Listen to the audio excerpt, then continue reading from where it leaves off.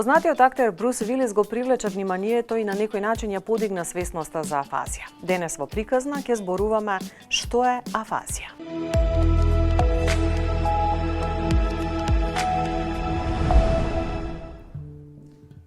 Никој од нас не знае и не може да предпостави каков здравствен предизвик може да му се случи во текот на животниот век. Животот е чудо. Кога си упорен, кога работиш, ништо не е невозможно. За тоа сведочи Сдруженијето Хоуп. Мирјана Марковска веќе 25 години успешно го трасира својот пат во адвокатурата. Генератор е на многу проекти во својата кариера, ревносно се носи со својот професионален избор и е етаблирана и визибилна во општественото милје. Пред околу 4 години на Мирјана и се случил животен пресврт, односно мозочен удар, пошто се соочува со афазија. Краток период е бил потребен да се консолидира и по 2-3 месеци се вратила со нова сила својот здравствен проблем да го претвори во решение за себе и за сите останати кои се наоѓаат во слична ситуација. Прогнозите не беа оптимистички. Да кажеме дека сите ги изненадив и потврдив дека нема правила. Ниту еден момент не поткојкнав, ниту воопшто помислив на опцијата дека не можам. Неговимата помош и поддршка дојде од семејството, од моите драги колеги, од Марковска Андревски и од долгогодишните пријатели и соработници. Нема нешто поблагородно и помотивирачко од сознанието дека во тешки моменти или предизвици имаш толку силни и квалитетни или лојални луѓе околу себе. Бескрајно сум благодарна. Стекнатото нарушување на комуникацијските вештини во нејзиниот случај влијае на говорот, но не и на мисловниот процес, интелектуалниот капацитет и на перцепцијата. Како и се во животот, брзо се консолидирав и со сета сила, упорност и пркос се вратив, се справив секој ден, сега, со нова цел да помогнеме на секој да се соочува со афазија. Кратко време по рехабилитацијата, Мирјана, поттикната од своето искуство, се вложува да им помогне на останатите кои го поминуваат овој предизвик наречен афазија. Тоа е мотивот да го основа Сдруженијето Хоуп. Апсолутно беше мотивот да се основа Хоуп, незината лична желба, помагајќи си себе си во таа ситуација, да им помогне и на сите лица кои што се соочуваат со таа состојба, а кои што, за жал, се некако повлечени. Ја велам, не се сите како Мирјана, да се носат со нештата кои доаѓаат, со една ревностност и пркос, каква што е невидена. Таа е мотив, генератор, од секогаш била многу голем мотиватор, така што тоа беше иницијалната причина и нејзина идеја. Долго време кога работеше на собствената рехабилитација, со сите искуства и патот кој што таа го изоде, концепцијски да го осмисли ова здружение, како здружение кое што преку еден интегриран начин и пристап ќе им помогне, ќе им излезе во пресред и ќе им даде поддршка и на лицата со афазија и на лицата кои се грижат за нив, бидејќи таа поддршка особено од лицата кои што се грижат за нив, од семејствата, е нужно потребна и нужно потребно и со нив да се работи, бидејќи не секој се соочува со одредени ситуации на најконструктивниот начин. Целта на Сдруженијето е да овозможи и логистика, инклузија на овие лица, да не се осамуваат и најважно, да не губат надеж. Навистина умот е чудо. Секоја приказна, вклучително и кога зборуваме за темата афазија, е различна, индивидуална. Секој е индивидуално засегнат, меѓутоа заедно сите можеме да раскажеме повеќе приказни кои што би биле мотивирачки, би имале една среќна завршница или една позитивна градација. Не треба луѓето да се осамуваат, не треба да се повлекуваат во такви моменти. Летаргија апсолутно не им е потребно.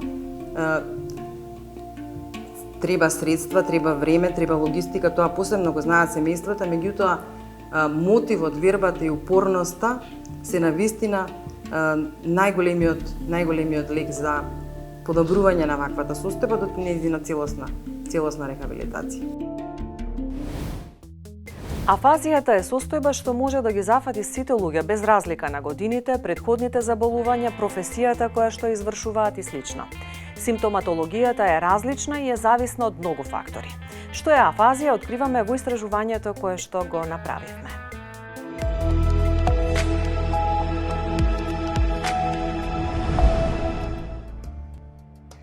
Афазија представува загуба или нарушување на јазичните функции што може да се јави како резултат на траума на мозокот. Мозочните повреди може да бидат предизвикани од повреди на главата или сообраќајни несреќи, тумори поради недоволно снабдување на мозокот со крв и така натаму. Афазија представува нарушување во јазичните способности кај лицето, кои што се настанати поради оштетување на специфични области во мозокот, кои што се одговорни за говорот, односно центри кои што ни возможуваат ние да го разбереме говорот и ни возможуваат да направиме една експресија, односно да се изразиме. Оваа состојба може да биде изразена од благо изразена до потполен губиток на говорот кај лицето. Најчеста причина за афазија е мозочен удар. Во зависност од локализацијата на мозочната повреда има повеќе видови на афазија. Афазија представува нарушување на говорно-јазични функции, меѓутоа стекнато нарушување, значи лицето претходно имало уредно оформени говорно-јазични способности, а нарушувањето се случило како резултат на некаков мозочен настан.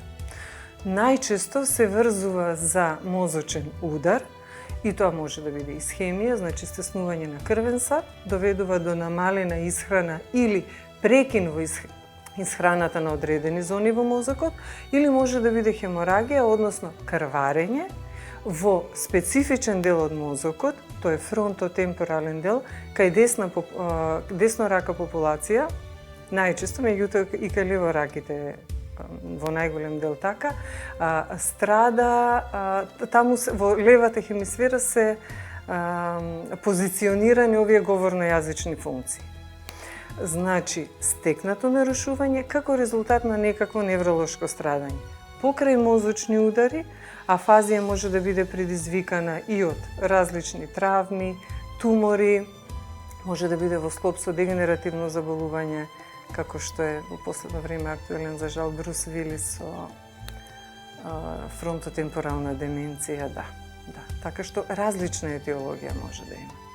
Најчести видови се брокина афазија која е локализирана во фронталниот лобус и представува моторна афазија, и верникова афазија која е локализирана во темпоралниот лобус и представува сензорна афазија. Терминолошки зборот афазија потекнува од грчкиот термин афасија, односно од а што значи без и фасис што значи говор, па буквалниот превод од грчки е без говор. Терминот е воведен од страна на Трузо во 1864 година, откако е заменет со терминот кој се користел дотогаш – афемија. Напредокот зависи од многу чинители. Прво и основно е кој тип на афазија е. Колкава регија од мозокот е зафатена, велам повторно кога зборуваме за мозочни удари. Може да биде моторната зона зафатена и тогаш имаме тешкоти и во изговор.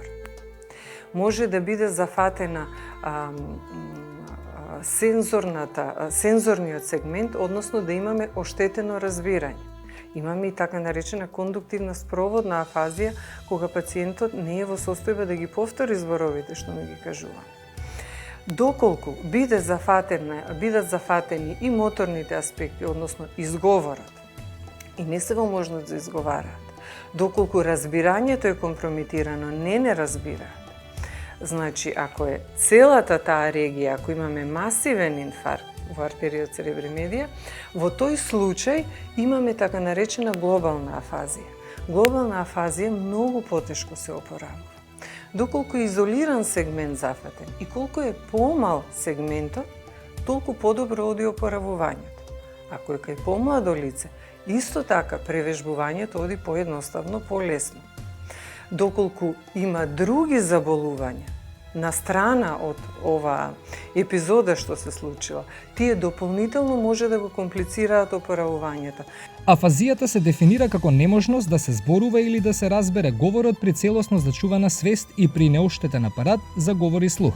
Во поширока смисла, терминот афазија се однесува на група клинички различни нарушувања кои се јавуваат како последица од оштетување на мозокот.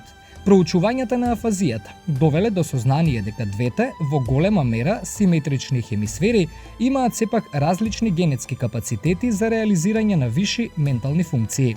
До неодамна афазијата била карактеристична за повозрасните лица, но денешното темпо на живот со низа на стресни ситуации негативно влијае врз центарот на нервниот систем, што може да придонесе до афазија. Во клиничката логопедска пракса, иако ретко, афазијата може да се сретне и кај деца. Од пракса почесто се јавуваат пациенти од машкиот пол, меѓутоа вака по статистички податоци не е поврзано со пол, дури ни со возраста, меѓутоа најчесто се јавуваат пациенти во подоцнежните години. Борба со афазија не е нешто што е недела 2 или 3. Таа борба не завршува со враќањето на пациентот од хоспитални услови во домашни. Напротив, тука почнува сериозната битка всушност. Во почеток борбата е за физичкото здравје, поготово кај хеморагија има повисок степен на смртност. Меѓутоа, во домашни услови, откако, да кажеме, условно земено ќе излезат од состојба на физичка загрозеност, тука веќе во најмала рака работата на говорно-јазичниот дефицит во најмала рака би требало да трае 1 година. Симптомите на афазија се манифестираат со различни видови на јазична активност, вклучувајќи го усмениот говор, разбирање на соговорникот, пишување и читање. Симптомите на лица кое што се соочува со афазија се најчесто потешкотија во самото говорење. Потоа чисто така имаат потешкотија да ги разберат и останатите лица, односно да ги разберат говорот на останатите лица, имаат потешкотија во читањето, потешкотија во пишувањето, едноставно ја афектира нивната целокупна комуникација.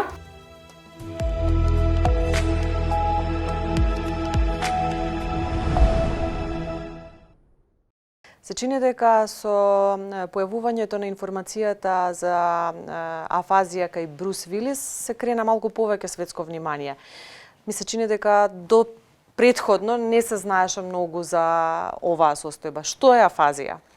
Па пред се морам да кажам дека можеби не премалку, туку воопшто кај нас посебно не се знае за тоа што е афазијата. Во глобала е на многу честа состојба која што најчесто настанува после мозочен удар, односно по некоја дефиниција можеме да кажеме дека тоа е губење или нарушување на говорот и јазикот предизвикано по повреда на самиот мозок. Сега повредата на мозокот не треба биде само мозочен удар, тоа може биде некој тумор, може биде некоја инфекција, друг вид на повреда на глава, например во сообраќајна несреќа за време на војна, може да биде например некој дегенеративен процес како што е например деменцијата и така натаму, но сепак можеме да кажеме дека тоа е една комплексна состојба со синдром од повеќе потешкоти кои што не го зафаќаат само говор, туку и целата личност. Што значи за личноста која што има афазија таа состојба? Па можеме да кажеме дека тоа представува рушење на целиот негов свет, односно на некој начин целиот негов живот, се она што тој достигнал до сега. Бидејќи генерално ние ставаме фокус само на говорот и јазикот, односно дека лицето не се изразува добро, има потешкоти во комуникацијата, разбирањето и така натаму, зависи од видот на самата афазија, но сепак тоа представува еден целосен, како што спомнав, синдром на попречености во секојдневното функционирање личноста, затоа што пред се незината функционалност во општеството се намалува, потоа настанува промена во самото семејство, односно функционалноста на самото семејство, голем број на психолошки тешкоти кои што се уват и така натаму и така натаму. Ќе се навратам на семејството, но претходно би сакала да споменеме кои се сигналите кои што укажуваат дека едно лице има афазија. Пред се најчестата причина, како што спомнав, е мозочиот удар, односно голем број, мислам, сите сме сведоци, познаваме во нашиот живот некој кој што имал мозочен удар, дека после тоа има пареза на одредена страна, односно нели десната рака, може некојаш левата рака, ногата и така натаму, но никогаш не се става фокус на самиот говор. Афазијата со себе носи симптоми, односно клиничка слика, така што лицето зависно од видот на афазија може да не разбира што му зборуваме, тоа да зборува флуентно, да користи голем број на зборови кои што се неологизми, односно немаат никакво значење, тоа е најчесто верните афазија. Пример, брока афазија, кога лицето генерално се разбира, но има потешкотија да изнајде збор, да направи една граматички правилна реченица, да го пронајде зборот, па тука почва веднаш да се нервира, да се фрустрира затоа што тоа не може да се искаже, не може околината него да го разбере, но како што спомнав, на оваа состојба не се става толку фокус, бидејќи веднаш нели самите пациенти се посветуваат на тоа дека треба лицето да се рехабилитира од самата состојба, да не се појави нов мозочен удар, да се премине на физикална терапија, но сами знаеме дека говорот е она кој што не разликува од сите останати живи суштества. Затоа треба да го негуваме с нашиот говор, односно вербалната комуникација. Дали ова е временски кога ќе се појави и трае до крајот на животот или може да се надмине како состојба? Па се зависи од видот на афазијата, односно од видот на тежината на самата состојба, каде е настанато оштетувањето во мозокот. Има одредени афазии што генерално е ретко, кои што тие со одредена рехабилитација или со текот на времето тие ќе се надминат, но кај голем број од пациентите, значи тоа е на состојба кој што ги следи ни самиот живот. И лошо е кога таа не е третирана од страна на логопед, односно стручно лице, бидејќи она што не се стимулира, народно кажано, закражлавува, односно се губи таа функција. Диагностицирањето е кај логопед?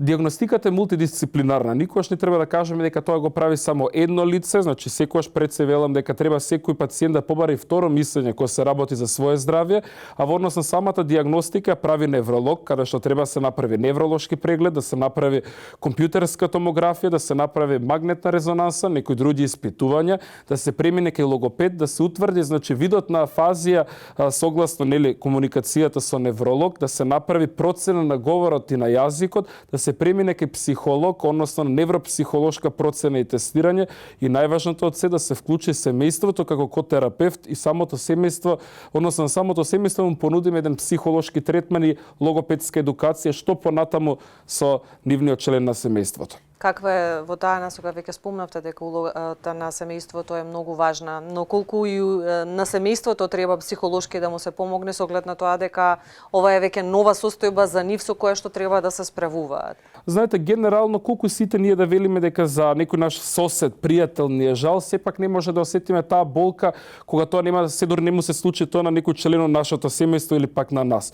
Семејството кога ќе се соочи со таква болка каде што нивно блиско лице, односно член на семејството пати на некој начин што можеме да кажеме, тога семејството прво доживува еден шок, не знае тоа што да прави. Потоа се ево чувство на лус, на бес, на лутина, дека можеби има грешка во диагностиката. Зошто баш ова на нив им се случило? Често пати пациентите велат каков греф ние сме направиле за ова на нас да ни се случува. Понатаму се појавува еден вид на разочарување, бидејќи тие не знаат каде да се обратат, не знаат кој може да им помогне и колку може да им се помогне. Затоа семејството секогаш треба да добива поддршка. Најпрво неврологот да ми објасни кој е за самата состојба, за што станува збор. Логопедот покрај тоа што те го третира пациентот треба да направи еден вид на едукација, односно обучување на семејството како тие да постапуваат со нивниот член на семејството и на крај психологот кој што ќе ги третира, односно ќе дава еден вид на семејна поддршка, семејна терапија.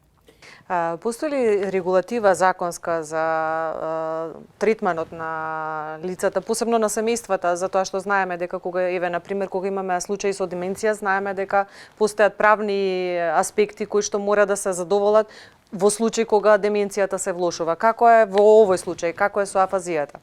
Афазијата на светско ниво, значи колку е поразвиена на држава, секогаш има поквалитетен третман, односно веднаш се упатуваат. Кај нас се уште постои еден вид на табу тема бариера за дефектолог, логопед, психолог, психијатар и така натаму, па затоа честопати овие лица одат само кај невролог и тука завршуваат целата приказна. Постојат лица кои што се повеќе едуцирани, повеќе информирани за тоа каков е третманот на самата афазија, ама затоа и се потребни вакви емисии за да се поткрене свеста за афазијата, односно да знаат самите пациенти и нивните семејства дека постои протокол кој што може да го побараат или евентуално па тој приватно го бараат, за да се понуди максималното добро за самиот пациент. Дали кога ќе се влоши состојбата е потребна и друга помош освен поддршката од семејството и стручниот тим? Знаете како, самата состојба секогаш може да се влоши. Например, доколку настане нова повреда, доколку настане нов мозочен удар, но она што ние треба да го правиме да направиме еден вид на превенција. Превенцијата ќе се направи на тој начин што лицето ќе биде медицински следено, на тој начин што семејството и самиот пациент се придржуваат до одредени правила. Значи, доколку едно лице има повреда на мозокот, тоа не треба, например, да пуши, тоа не треба да биде алкохоличар и така натаму. Односно, она што велиме ние превенција. Понатаму треба ние да се едуцираме зашто понатаму може да се јави. Значи, сите треба да знаеме дека самото лице покрај тоа што ќе има говорно јазични потешкоти, тоа понатаму ќе развие одредени психолошки потешкоти. Пациентите со афазија будат фрустрација, бес, лутина, тие на некој начин паѓаат во депресија, односно не сака да комуницираат, губат желба за третман, односно сметаат дека тоа нема да има никакво подобрување. Бејќи самата состојба е ставена на една долга стаза и затоа секогаш треба се стават мали цели, дека ние работиме за твоето добро од денес па до следната недела, не тоа како ќе биде низ годините, односно низ животот понатаму. Постои ли некоја препорака за некакви вежби кои што можеби ќе влијаат позитивно, како што например кај деменцијата имаме вежби за мозокот кои што го држат во добра кондиција? Пред себе ќе споделам нешто од мојот приватен живот. Мојот дедо има деменција, моментално се бори со нези. Конкретно јас работам логопедски со него затоа што он поминува низ говорно-јазична потешкотија која што е предизвикано од дегенеративен процес на мозокот, но тука можеме да кажеме дека тие вежби кои што се применуваат не треба да бидат вежби прочитани од интернет, гледани од емисија или така натаму. Значи тоа треба да биде еден медицински, логопедско-рехабилитацијски план и програма за да се даде едно добро. Веќе сите ние знаеме дека праксата и теоријата се многу поразлични во секојдневниот живот, односно она што го читаме ние на интернет како совет нема да помогне секогаш во пракса. Од она како вежби кои што се користат, тоа се вежби за именување, за повторување, одредени вежби за стимулација на говорот, вежби за именување на поими, бидејќи честопати лицата со афазија тие знаат што сака да ни кажат, но наместо пример да ни каже маса, тој ќе ни каже на стол. Тука веднаш се појавува нервирањето и треба пред се да се има разбирање за овие пациенти, односно да им се даде малку поголем простор за тие да може да се искажат. Имаме ли регистар во нашава земја, се знае ли колкава е бројката на лицата со афазија? Па таква бројка ние немаме за жал, но можеме да мислам како генерално како за други состојби, како што е аутизмот, како што се ларингектомирани пациенти и така натаму, се некои здруженија водат на некоја бројка, но тоа не можеме да кажеме дека е официјална бројка. Но праксата ни покажува дека се повеќе има лица со афазија, до пред некои десетина години се сметаше дека тоа се само ние возрастни лица, односно плюс 50, но веќе се покажува дека се повеќе млади лица имаат афазија, се повеќе млади лица доживуваат мозочни удари сообраќајки, а за жал се повеќе деца се јавуваат, односно се јавува детска афазија. Имаме ли параметри кои што укажуваат кај кој е почеста кај жени и кај мажи? Во глобала параметрот покажува дека таа се појава подеднакво. И кај мажите, и кај жените, исто како што покажуваат параметрите дека се повеќе и повеќе се појавуваат, значи овие состојби, односно мозочниот удар. Колку исхраната, работа со физиотерапевти може да влијаат позитивно врз развојот на афазијата, односно врз спречувањето да се прошири? Знаете, најважно е прво да се направи добра диагностика, бидејќи многу стручни лица велат дека таа е 50% од самиот третман, веќе често пати немаме добра диференцијална диагнозаност на разликување на состојбата од некои други состојби. Покрај диагностиката треба да се направи стручен третман.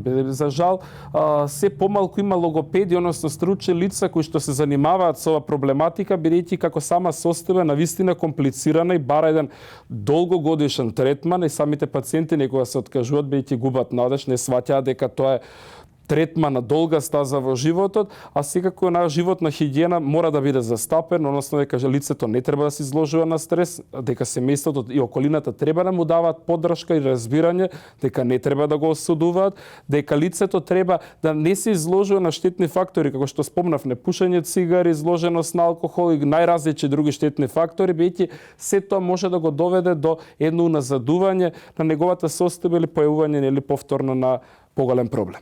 За крај, има ли некаква асоцијалност помеѓу лица кои што го имаат овој проблем, кои што споделуваат искуства и споделуваат мислење, споделуваат информации кои што ќе бидат од корист на семејствата со кои се соочуваат со овој проблем? Во глобала споделувањето за било која состојба кај нас е многу ограничен, веќе секогаш нели се грижиме што те каже околината и така натаму, но јас ги охрабрувам сите пациенти кои што не гледаат со овој проблем, дека тие треба јавно да зборуваат, бидејќи секогаш можеби има макар еден иск како нас со истиот проблем во оваа држава, така што доколку ние се поврзани меѓусебно ќе комуницираме, би изнашле подобро решение и сепак тоа нема да биде само моментално, туку ќе служи на сите идни генерации.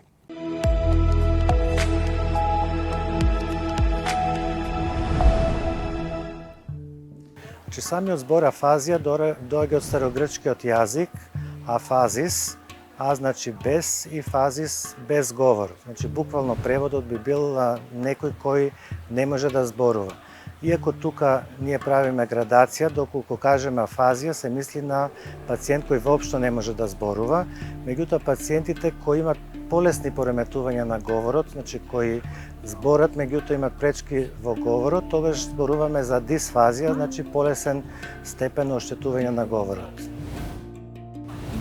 Мора да кажеме дека има повеќе видови на афазија, зависно кој дел од мозокот е оштетен, бидејќи во мозокот постојат повеќе центри за говор и при нивно оштетување, да кажеме дали од мозочен удар, од повреда, мозочен тумор, воспаление, дегенеративни болести, настанува оштетување на овие центри, настануваат различни типови на оштетување на говорот. Најчесто оштетување на моторната зона во фронталниот, во челниот дел од мозокот, така наречената брокина зона. При нејзино оштетување, значи оштетена моториката. Пациентот ја има идејата, значи во внатрешниот говор е очуван, меѓутоа при изговарање на зборовите тој не може добро да ги изговори. Има оштетено изговарање на поедините зборови и тога го викаме моторна афазија. Значи пациентот потполно не разбира што му кажуваме, меѓутоа потешко одговара на нашите прашања. Доколку има оштетување во темпоралниот, во челниот дел од мозокот, така наречената Верникеова зона, во тој случај пациентот има сензорна афазија. Сензорна афазија многу се разликува од моторната, значи пациентот ја нема идејата како да го створи внатрешниот говор, да го претвори во надворешен, односно кога ние му зборуваме, тој едноставно не разбира што му зборуваме, како да му зборуваме на странски јазик и во тој случај нашите прашања, моториката е оштетена, тие одговарат, меѓутоа одговарат несоодветно. Обично мислат дека ги прашуваме како се викаат, па кажуваат името. И има уште еден поредок тип на афазија, кога оштетен исто така дел од мозокот, каде се ствара така речена номинална афазија. Тоа е полесен степен на оштетување. Пациентите при зборување ги заборават насловите на предметите. Например, не може да се сети дека сме му покажале пенкало, али ако му кажеме дали ова пенкало, тој точно ќе одговори. Така да овие се најчестите три типови и при најчесто големите мозочни удари може да пациент да ги има трите типа на оштетување на говорот, односно и трите афазии. Афазијата не е наследна, бидејќи таа не е болест sui generis, туку е симптом на други заболувања. Спомнав на мозочен удар, на повреди на мозокот, така да во тој аспект не е наследна болест. Тоа зависи од основната болест. Мозочниот удар нема некоја предилекција кај мажи и жени, значи подеднакво се јавува и тоа во понапредната возраст, иако последниве години со тоа што здравјето на нашата популација не е баш на високо ниво, односно ги имат ризик факторите како што се покачен крвен притисок, дијабет, пушење, консумирање на алкохол, така да заради тие ризик фактори се јавува и кај помладата популација. Ако да кажеме, зборуваме за оштетување на говорот кај мултипла склероза, тогаш таа е многу почеста болест кај жените и кај жените има почесто таков тип на оштетување на говорот. Меѓутоа, како што реков, зависи основната болест, зависи и кај кого почесто ќе се јави. Значи, терапијата зависи од основната болест. Ако е мозочен удар, третман на мозочниот удар, дали е исхемичен или крваречки хеморагичен, ако е мултипла склероза, лекување на самата болест, ако е мозочен тумор, тој треба се оперира, бидејќи притиска на центрите за говор, така да лекувањето на почетокот е лекување на основната болест. Понатаму, да кажеме, во рехабилитацијата од мозочниот удар, како што се прави рехабилитација физикална на оштетувањето на раката и ногата, така се прави и рехабилитација на говорот и тука во таа рехабилитација најчесто учествуваат логопедите со своји техники, своји вежби кои ги применуваат кај овие болни. Патот секако е тежок, бидејќи за пациентот навистина кога не може да збори, значи комуникацијата е оштетена како со семејството, така и со медицинскиот персонал, со лекарите. Меѓутоа, како што реков, тоа зависи и од основната болест. Ако е мозочниот удар помал, пациентите имаат дисфазија, полесно оштетување на говорот и тоа може комплетно да се рехабилитира, да се врати говорот нормален, додека ако е тешко оштетување на мозокот, да кажеме дефинитивно оштетување на брокината зона, тогаш може говорот и воопшто да не се поврати.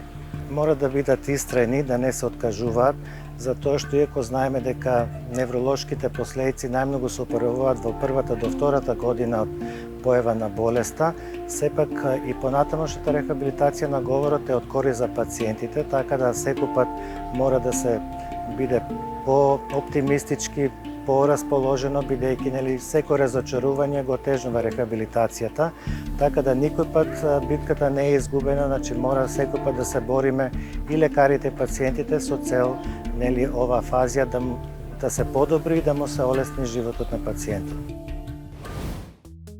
Вклучувањето на семејството е клучна компонента во третманот на афазија, бидејќи им овозможува на членовите на семејството да го научат најдобриот начин за комуникација со својата личност.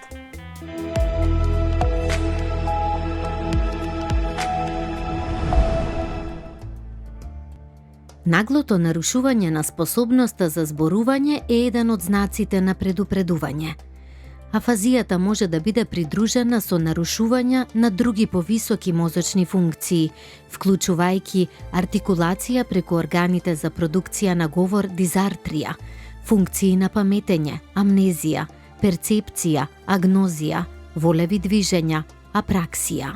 Штом дојде до нарушување на јазичните функции, важно е да се направи прецизна дијагноза и анализа на однесувањето на клиентот со афазија, а тоа му помага на логопедот да направи програма за работа. Пристапот е индивидуален и не постои универзален начин за третман на афазија. Логопедските вежби можат да ги ублажат сите тие симптоми и да помогнат да се надмине самата афазија. Значи, во потполност дали може да се надмине, тоа е сепак зависи од многу фактори, значи зависи од самата возраст на лицето, зависи од волјата и мотивираноста на лицето, зависи исто така од поддршката на најблиските. Многу е важно да самото лице не биде исклучувано од разговорите, да разговара што е можно повеќе и покрај тоа што има потешкотија или неправилности во говорот, да се дружи, така да сепак се повеќе фактори кои што одлучуваат за прогнозата. Најчесто, значи, третманите се одвиваат од почетокот на поставувањето на диагнозата, поминува време каде што сигурно е под медикаментозна терапија. Секако доколку се направени некои невролошки испитувања како компјутерска томографија или магнетна резонанца, се приложуваат да се види каде е точно оштетувањето и локализацијата и потоа се пристапува со логопедските вежби. За диагностицирање потребен е преглед од невролог, неврорадиолог, невропсихијатар, невропсихолог и клинички логопед. Во прв акт особено е важна невропсихолошка поддршка, односно невропсихолошка диагностика. Бидејќи афазија сама по себе е стекнато нарушување на говорно-јазични функции, но речиси никогаш не е одизолирана. Многу често е придружено со некакви други оштетување на некои други функции. И првенствено изработуваме невропсихолошки профил, да се видат функции на помнење, внимание, концентрација и така натаму, екзекутивни способности. И откако ќе се направи тој профил, потоа се пристапува на работа со логопед, работа со невропсихолог. Работа на невропсихологот е когнитивна рехабилитација, значи на невропсихологот, односно му се помага на клиентот преку примена на специфични вежби и специфични стратегии да се обноват изгубените функции до мерка колку што е возможно. Доколку станува збор за мозочен удар, за травма, тумор, постоперативен зафат и така натаму. Но кај дегенеративни деменции, како што спомнавме ова со Брус Вилис, тука не работиме неврокогнитивна рехабилитација, тука работиме когнитивна стимулација. Само ја стимулираме функцијата со една цел да колку што е можно подолго се одржат говорно-јазични функции. За да се диагностицира афазија, најчесто од клиентот се бара да именува одредени предмети, се проверува дали ги разбира и ги користи зборовите точно, се бара да одговори на прашања за нешто прочитано или слушнато, се бара да се повторат зборови и реченици, да се следат инструкции, да се дава одговор на отворени прашања и се проверуваат читањето и пишувањето. Еден друг сегмент поврзан со невропсихологија, тесно поврзан е психолошката поддршка. Зошто е тоа важно? Овие пациенти во прво време се најчесто во почетокот се бесни, лути, имаме неприфаќање на новата состојба. Имаат нарушена комуникација, се повлекуваат, избегнуваат интеракција со други луѓе. Многу често е потребна психолошка поддршка во смисол да се мотивира овој пациент да работи, да ги подобрува говорно-јазичните функции. Тие можат да се подобрат во голема мера, можеби не 100%, меѓутоа во голема мера кога станува збор за мозочни удари. Повторно зависи кој тип, каква локализација, меѓутоа мотивацијата на клиентот е од огромно значење. Откако ќе се соберат потребните информации за моменталната состојба на клиентот, се изработува индивидуален план и програма за работа и потоа се пристапува на третман. Вежбите ги изведува логопед, афазиолог, а целта е да се подобрат и вратат изгубените или оштетени јазични способности, а покрај тоа клиентите се учат да прават компензација помеѓу изгубените јазични способности и наоѓањето на алтернативни начини на изразување. Постојат одредени логопедски тестови кои што ја кажуваат дали е потребно да се работи на ритамот, на темпото на говорот и останато. Тие вежби логопедски опфаќаат именување на предмети, повторување, разбирање на еднократни или повеќе кратни налози или посложени налози, како и вежби за читање и вежби за пишување. Работиме поединачно, меѓутоа да не се исклучува и можноста доколку пациентите сакаат да се придружат во групи нормално. Многу е значајно со терапијата да се започне порано. Се препорачува и работа во група, како и вклучување на електронски уреди како лаптоп и таблет во терапијата. Потоа ги едуцираме и семејството, тие се првата карика која што му дава поддршка. Што значи новата состојба? Имаме промена на улоги во семејството, промена на односи па имаме тука следи период на прифаќање, па се појавуваат стравови врзани за иднината, веќе се чувствуваат, нели го чувствуваат својот хендикеп, така да се изразам, тешкотиите, и тука е неопходна психолошка поддршка за да имаме соодветно прифаќање на новонастанатата ситуација. Тоа ни е прв услов кој што би не одвел понатаму во што посоодветно справување со проблемите. Вклучувањето на семејството е клучна компонента во третманот на афазија, бидејќи им овозможува на членовите на семејството да го научат најдобриот начин за комуникација со својата личност. Квалитетот на живот се менува не само на клиентот, односно на пациентот. Семејството е исто така извонредно засегнато од оваа состојба. Прво се нарушува нормално комуникација. Во тие услови на нарушена комуникација, кога пациентот не може да каже, да се изрази соодветно, или не разбира, или зборува неповрзано, се јавува кај него без лутина, семејството се соочува со појава каде што, не знам, нивниот партнер, татко или баба, дедо, веќе не е истиот, непрепознатливи се.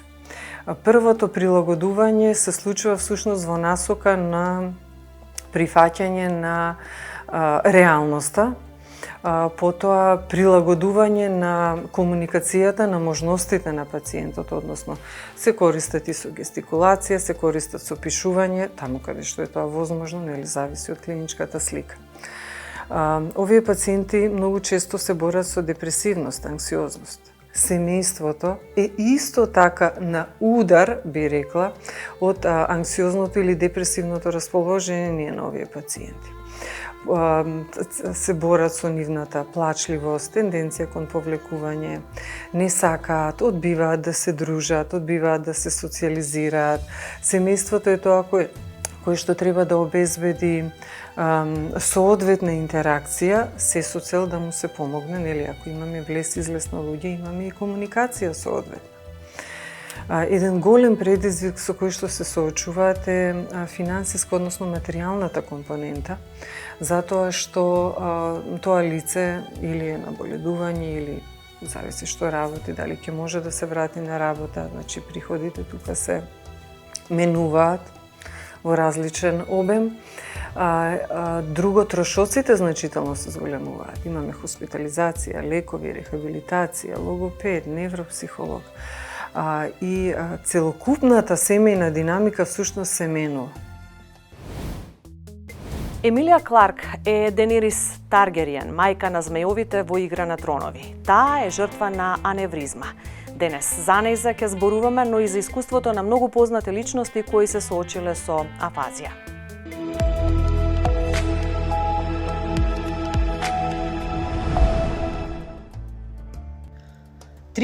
годишната Емилија Кларк е Денерис Таргариен, мајката на змејовите во Игра на тронови и жртва на аневризма. Таа открила дека доживеала 2 аневризми по завршувањето на првата сезона од шоуто. Првото ја оставило со афазија. Степенот до кој луѓето можат да се приспособат и да се соочат со иднината по невролошката траума зависи од квалитетот и обезбедувањето на рехабилитацијската нега. Додека закрепнував, видов дека пристапот до интегрираните програми за обновување на менталното и физичкото здравје е ограничен и не е достапен за сите, споделува таа на незиниот личен блог, на кој се споделуваат слични лични приказни. Шерон Стоун во 2001 година на 43 годишна возраст доживеала крварење на мозокот поради аневризма, кое траело дури 9 дена. По излегувањето од болница, таа ја изгубила способноста за читање. Имала проблеми со говорот. Водителот Дик Кларк доживеал мозочен удар во 2004 година, кој му ја парализирал десната страна. Му била диагностицирана афазија. По заздравувањето се вратил на својата професија и работел како водител се до крајот на животот. Тоа беше се што ви подготвивме во ова издание на Приказна. Довидување до следната.